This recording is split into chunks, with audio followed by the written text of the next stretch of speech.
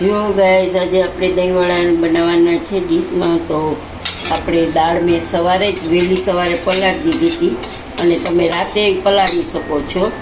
પછી મને યાદ નહોતું આવ્યું એટલે મેં સવારે વહેલી પલાળી દીધી નવસેકા પાણીમાં.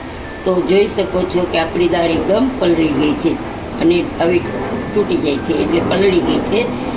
અને એમાં 2 વાટકી અડદની દાળ લીધી હતી અને અડધી વાટકી મેં મગની દાળ લીધી છે. તો મગની દાળ સાવ ઓછી છે. તો ચાલો આપણે એને પીસી લેવાનું છે. થોડું પાણી નાખશું, જોઈતા પ્રમાણમાં, બહુ નહીં નાખવાનું કારણ કે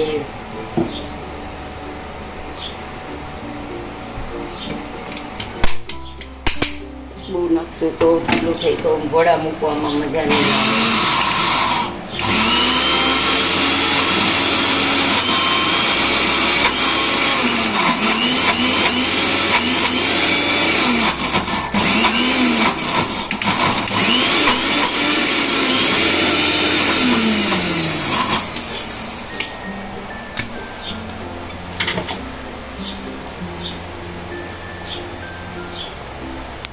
થોડું પાણી નાખવું પડશે આપણે.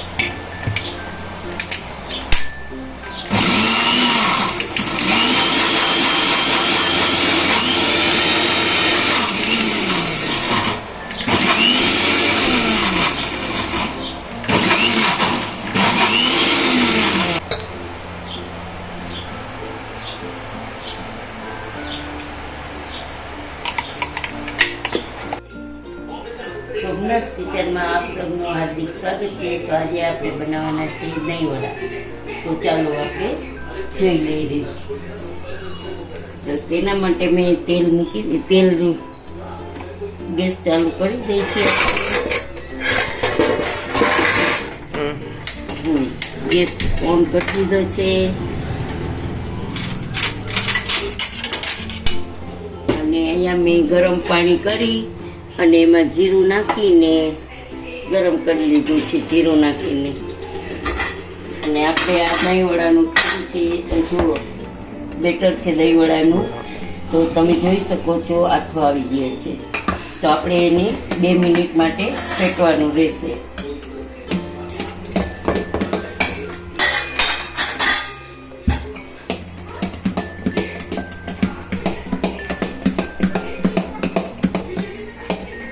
એને 2-3 મિનિટ સુધી આપણે એને એક જ સાઈડ ફેટવાનું રહેશે. જ્યાં સુધી ફેટાઈ ન જાય ને ત્યાં સુધી આપણે ફેટવું પડશે.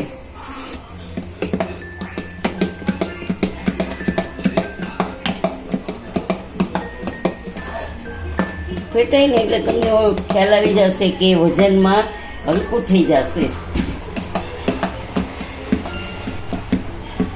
ફેટી લીધું છે તો આપણે 1 થી 1.5 ચમચી નમક નાખી દઈશું.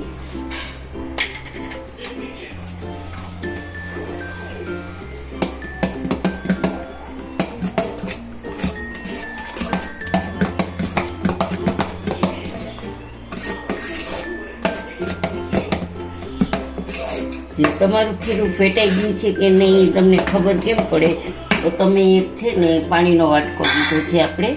તો એમાં તમે તમારું થોડું આ ખીરું નાખશો એટલે એ ઉપર આવી જશે ને.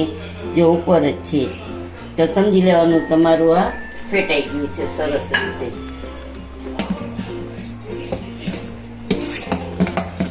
ફેટવું જરૂરી છે. જેમ ફેટશો ને એમ દહીંવડા પોચા થશે અને મસ્ત થશે. તો તમને હાથેથી મૂકવા ફાવે તો હાથેથી મૂકી શકો છો અને ચમચાથી મૂકવાના હોય તો ચમચાથી મૂકી શકો છો. તો ચમચાની એક રીત હું તમને બતાવી દઈશ. અહીંયા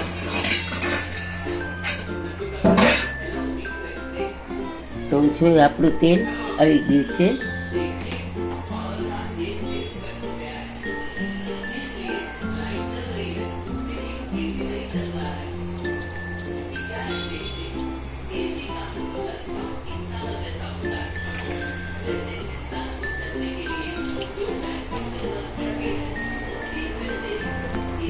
Vamos, está por ગેસની ફ્લેમ સ્લો છે, હવે ફાસ્ટ કરી છે એટલે એકદમ સરસ રીતે થઈ જશે.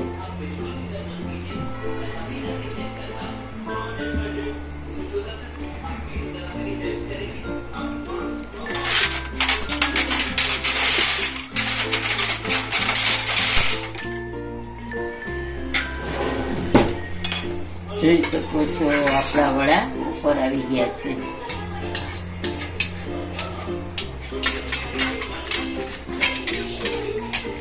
ખાવા દેવાના એને જરાક વાર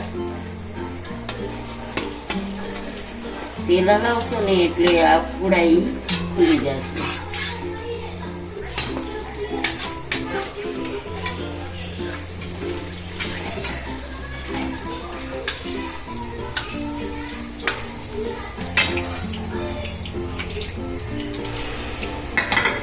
મોટા મોટા નહીં મૂકવાના, નાના મૂકવાના, નહીતર બહુ મોટા મૂકશો ને તો બહુ મોટા મોટા થશે.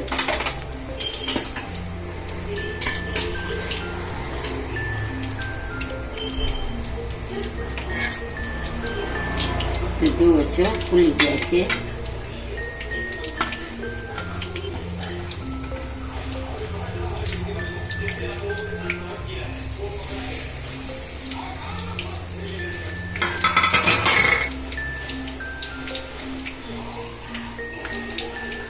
મૂકવા ટાણે ગેસની ફ્લેમ સ્લો કરી દેવાની, પછી ફાસ્ટ કરી દેવાની. અને એવું લાગે કે બહુ તેલ આવી ગયું છે તો મીડિયમ રાખવાની, એટલે અંદરથી એકદમ સરસ રીતે ચડી જાય.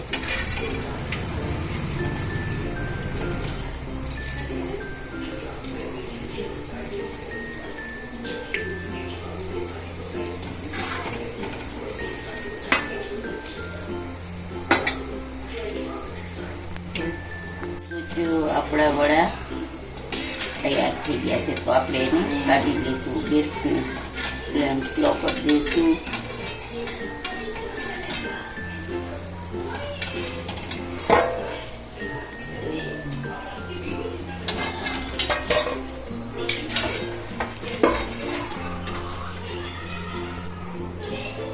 અને બીજી રીત છે ને, આપણે કેવી રીતે ચમચાથી, તમને હાથથી ઘણાઈને નહીં ફાવે તો ચમચાથી કેવી રીતે ઊંધવું ને એ પણ હું તમને અહીંયા બતાવીશ.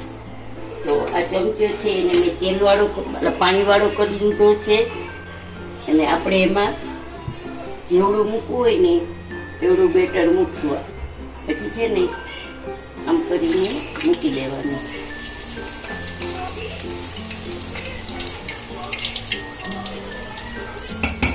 મને તો હાથથી જ ફાવે છે એટલે હું તો હાથથી જ મૂકીશ, પણ આ તો છોકરીઓને ન ફાવે કોઈને તો આવી રીતે મૂકી શકો છો.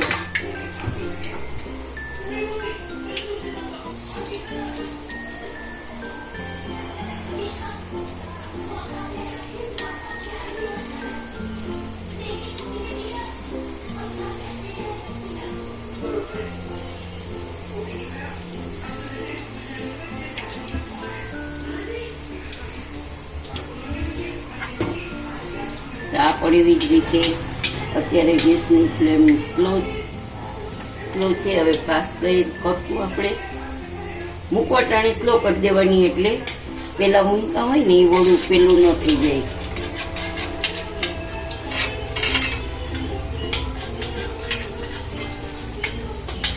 તેલને આમાં હલાવશો ને તોય સરસ થઈ જશે.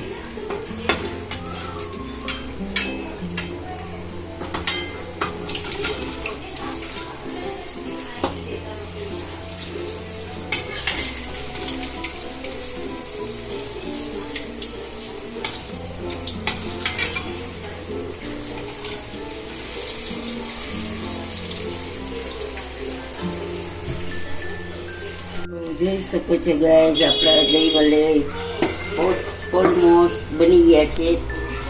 તો હવે આપણે એને જેટલા આપણે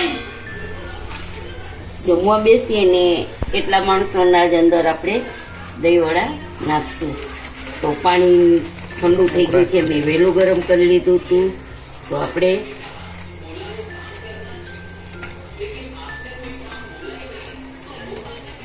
2 મિનિટ માટે પલાળી દઈશું. પછી આપણે કાઢીને એને બીજી ડીશમાં લઈ લઈશું. તો જરા 2 મિનિટ 5 મિનિટ માટે ભલે પલળે, પછી નાખી દઈશું આપણે.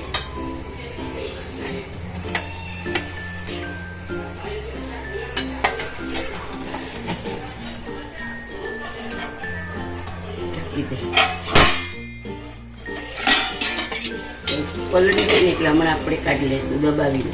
પલળી જાય એટલે એકદમ 2 હાથોથી આમ દબાવીને પછી કાઢી લઈશું આપણે. તો જુઓ ગાઈસ, આપણા દહીં વડા પલળી ગયા છે. તો હવે આપણે એને એકદમ 2 હાથ વચ્ચે હથેળી વચ્ચે આમ દબાવી અને કાઢી લઈશું. તો જોઈ શકો છો કે એકદમ પલળીને સોફ્ટ થઈ ગયા છે. અને જાજી વાર નથી રાખવાના, 2-3 મિનિટ જ રાખવાના છે. પલળી જાય એટલે જોઈ લેવાનું આપણે કે પલળી ગયા છે. પછી બહુ જાજી વાર કંઈ રાખવાના નહીં, નહીંતર એકદમ પોલા થઈ જશે ને કોઈ નહીં મજા આવે તમને. પાણી વહેલું ગરમ કરી લેવાનું એટલે પાણી આપણું ઠરી જાય. તો જો આ ગોળ સરસ થયા છે, એકદમ મજાના જોઈ શકો છો. હવે આ તમારે પછી જ્યારે જમવા બેસે ને ત્યારે જ આ કરવાના રહેશે. બહુ વહેલા પલાળીને પછી કાઢી લ્યો તોય ચાલે, એવું નહીં કે નહીં, પણ તો પછી કાઢીને આવી રીતે રાખી દેવાના. તો પછી સર્વ કરવા ટાણે તમારે વાંધો નહીં આવે.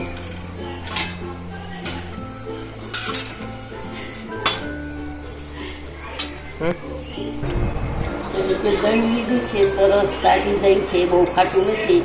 તો એને જરાક હું મિક્સરની વડેથી ફેટી દઉં છું, એટલે તમને ખાવામાં મજા આવે.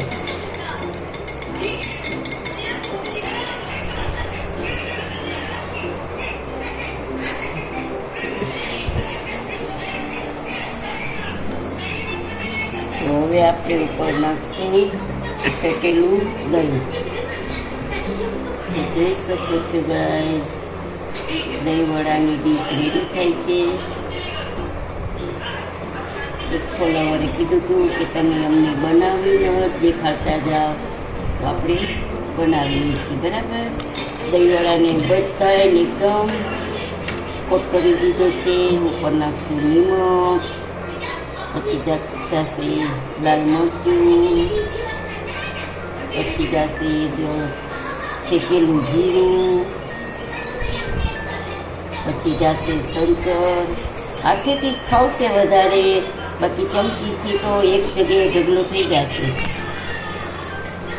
અને સાથે જાય છે કાળા મરી પાવડર, અને ઉપર જાય છે આ બી.